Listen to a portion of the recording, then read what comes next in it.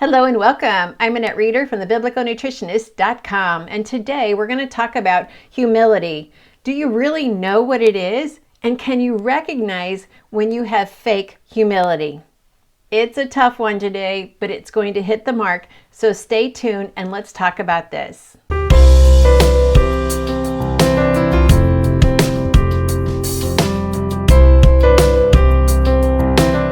When you are ready to be truly healed, both spiritually and physically, then we must listen to our words. I hear it in small groups, Bibles from Bible study leaders, and just Christians in all circles. It seems like a very humble spirit. It's not. It's totally contrary to God's word. Here are the words of Oswald Chambers. He wrote it best. So let me just share what he wrote. He says, "The way we continually talk about our own inability is an insult to the Creator. The deploring of our own incompetence is a slander against God for having overlooked us. Get into the habit of examining in the sight of God the things that sound humble before men, and you will be amazed. You will be amazed at how staggering and impertinent they are." He goes on to say, I shouldn't like to say that I'm sanctified. I'm not a saint. Say that before God, and it means, no, Lord, it's impossible for you to save me. It's impossible for you to sanctify me. There are chances that I've not had so many imperfections in my brain and in my body. No, Lord, it is impossible. That hurts. It may sound wonderfully humble before men, but before God, it's an attitude of defiance. Again, the things that sound humble before God may totally sound the opposite before men or the people you're talking to. To say, thank God, I know I'm saved, I know I'm sanctified, is in the sight of God. It's the acme of humility. It means you have so completely abandoned yourself to God that you know He is true. Never bother your head as to whether what you say, it sounds humble before men or not. But always be humble before God and let Him be the all in all. There's only one relationship that matters, and that is your personal relationship to a personal Redeemer and our Lord. Let everything else go, but maintain that relationship at all cost, and God will fulfill His purpose through your life. One individual life may be priceless value to God's purposes, and yours may be that life. Now, I want you to take a moment to read what I hear on a daily basis and ask yourself if you have thought this or you have thought about this yourself. Here's what I get sent to me every week. Annette, I can't lose weight. I don't have the money to eat healthy. I was born with this emotional eating problem. God gave me cancer. Well, my dad died early of a heart disease, so I probably will too. This is how God made me. Well, my overeating is my cross to bear. I'm not a saint. My addiction is too much for me to handle. Do you hear it? These words, they're contrary to God's word. Let us not insult the Lord God Almighty by saying these words. These words are saying, Lord, it is impossible for you to heal. It is impossible for you to love me as I am, for you to sanctify me, for you to set me apart. Lord, I keep failing and I know you've given up on me. Insult on insult. He reigns and He rules. He created, He loves. And instead, listen to your thoughts. Write them down. So let's take the thought, well, I was born with this emotional eating problem. We can change that to be God honoring, which is a humbling word. Lord, thank you for redeeming me and setting me free from emotional eating.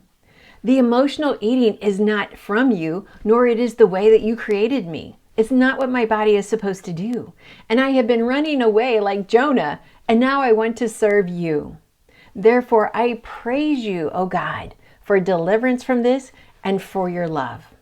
I now run to your arms instead of food, and I am saved, I am sanctified by your love. And it was for Christ to be set free. Now, then ask these words. Ask if these words are really the truth. Yes, these words that I just shared with you, how He changed it, it's the truth. They state that God is on His throne and He has a desire to order your steps. So if not, Change the sentence to be a truth.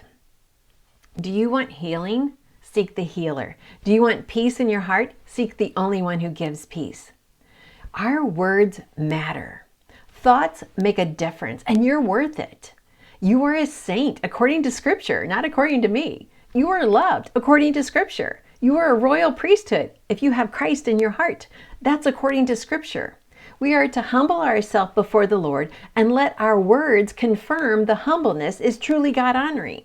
We want God-honoring humbleness and not self-centeredness. This is a hard lesson, yet it brings healing. And healing is why we're here. Healing is why I'm here.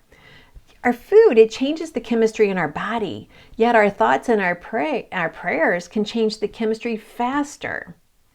Remember, you're worth it to me and to God even more. So anytime you have a statement about yourself and you feel like it's inhibiting your success, both spiritually and physically, write it down. And then ask yourself, I wonder if this is honoring to the Lord. And then ask the Lord, Lord, is this honoring to you? Open up God's word and see what he teaches you in the word. Then change your statement to be in agreement, to be in truth with God's word.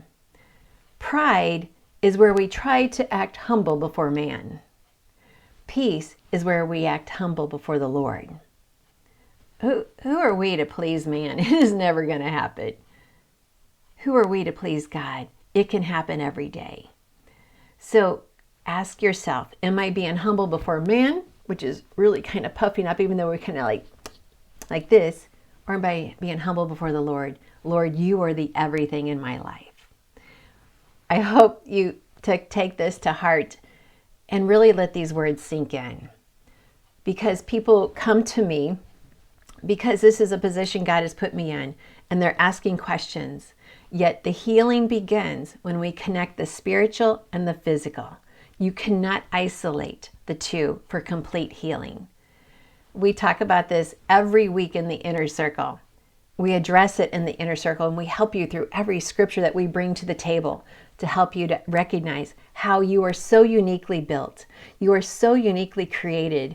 You are a mosaic, a masterpiece, beautiful beyond comprehension.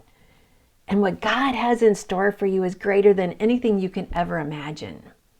And he's not giving you a spirit of fear, but of power, love, and a sound mind. Don't fear people around you. Speak out with that sound mind, those words of confirmation that God has given you, and let him be Lord of all. Thanks for letting me share this video with you. It is always my joy and my honor to come to you on this YouTube channel or on all of the different platforms that we are sharing and teach you about God's love.